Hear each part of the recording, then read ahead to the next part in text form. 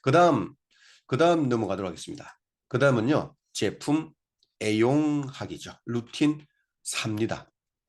제품 애용하기. 제품 애용이 중요한 점은 여러분들이 사용을 한 체험이잖아요. 그죠? 체험을 해야만이 어떻게 될까요? 내 단골 고객, 애용자를 만들어내겠죠. 그래서 체험을 얘기하는 거잖아요. 그래서 제품을 지식으로 얘기하는 건 아니지 않습니까? 체험 이야기를 하면서 모두 얘기되죠. 지식을 이야기해야 되죠. 지식을 얘기하니까 결국에는 공부를 해야 되겠죠.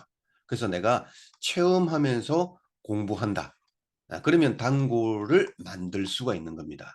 이때 공부하는 것도 뭐 될까요? 필요성, 차별성, 경제성이죠. 사용하면서 체험하는 것은 사용법 주의점이죠. 이것을 단골들에게 그대로 알려주면요. 내가 사용한 사용법, 주의점, 필요성, 차별성, 경제성 이걸 얘기하게 되면 단골이 되겠죠. 자, 그래서 이 애용하기에도 공부하는 것은요. 책이나 어머니나 카탈로그나 전단지나 많을 겁니다. 그래서 이런 것들은 모두 다 애용하기에 들어가 있다는 것 되게 중요한 부분 중에 속하고요. 그리고 제품 공부를 좀 많이 해야 될 것은 여러분들이 단골을 많이 만들 수 있는 것을 공부를 많이 해야 되겠죠. 그래서 지금 주력으로 단골을 만들 것은 굿모닝 루틴이거든요. 그래서 굿모닝 루틴에 대한 그 제품들을 중심으로 많은 공부를 좀 해놓기를 바랍니다. 자, 그 다음 5번째 루틴이 들어갑니다. 5번째 루틴은 이제 사업 설명이죠. 자, 사업 설명 들어가도록 할게요. 이 사업 설명은 플랜을 보여주는 거잖아요. 근데 사업 설명 STP라고 하죠. 그죠? 플랜을 보여주는 것 전에는요. 뭐가 있느냐면 접촉이 되어야만이 STP가 가능합니다. 접촉이라는 것은 결국에는 비전을 제시하는 거거든요. 비전을 제시한다는 것은 어떤 거냐면 암웨이를 활용하는 것이 세 가지가 있다는 거죠. 소비하면서 뭐가 있나요? 소비하면서 다른 사람에게 소개하는 거죠. 소비하면서 소개할 수도 있고, 그래서 이거 소비자 역할이죠. 소비하면서 소개 역할을 많이 할 수도 있죠. 소비하면서 소개도 하면서 그 다음에 비전도 같이 전달할 수도 있죠.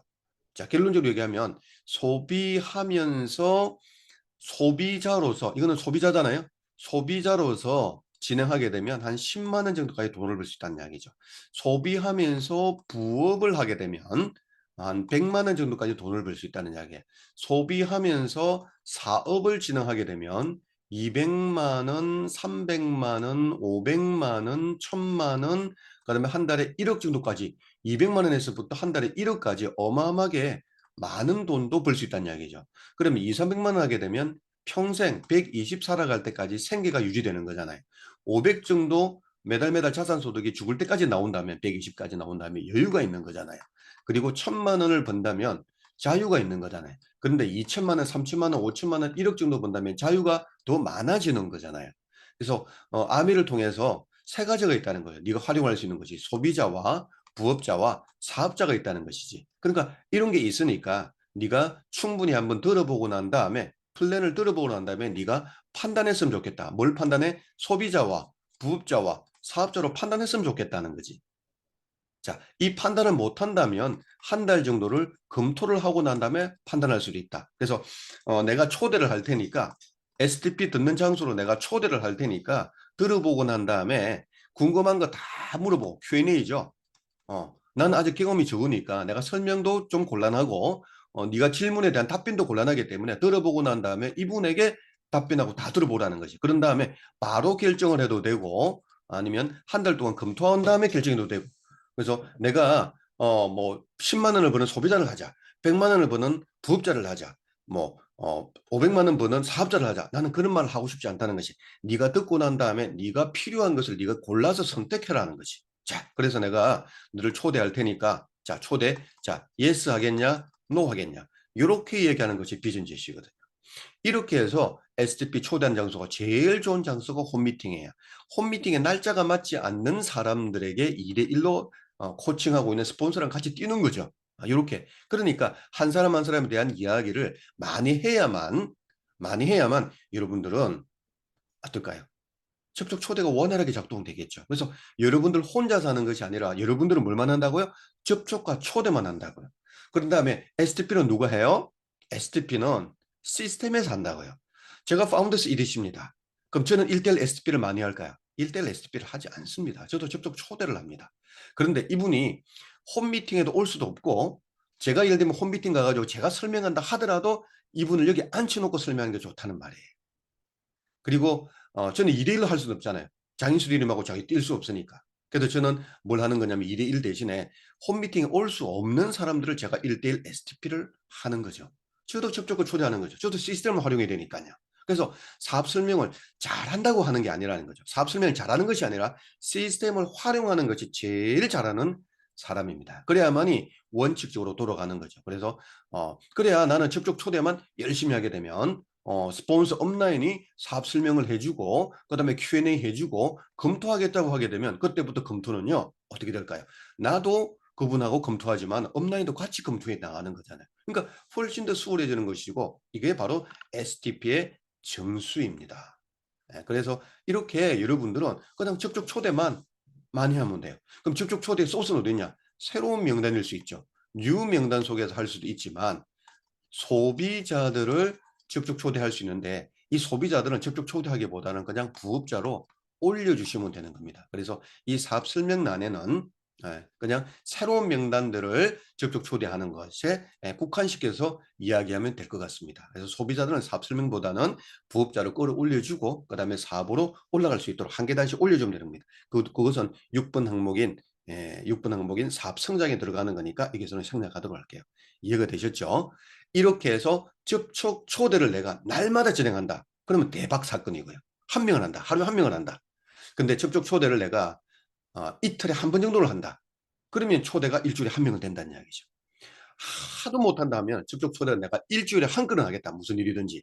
이렇게 해서 일주일 단위로 끊어서 진행하시는 것이 훨씬 도움이 되리라고 생각됩니다. 자, 그러면 했습니다. 접촉 초대를 진행을 했습니다. 그럼 결과를 어떻게 적을까요? 적는 게 중요하죠. 그죠? 적는 게 중요하면 여러분들이 나눠서 적으시면 좋을 것 같습니다. 이것도 둘로 나눠서 해도 좋을 것 같아요. 어떤 식으로 여기서 한 줄 한 줄 해도 좋지만 둘로 나눠 가지고 이렇게 나눠 가지고 여기서는 접촉 초대한 것들만 여기서는 STP 한 것, STP 한 것 이렇게 적어 놓으면 좋겠죠, 그죠? STP 한 것.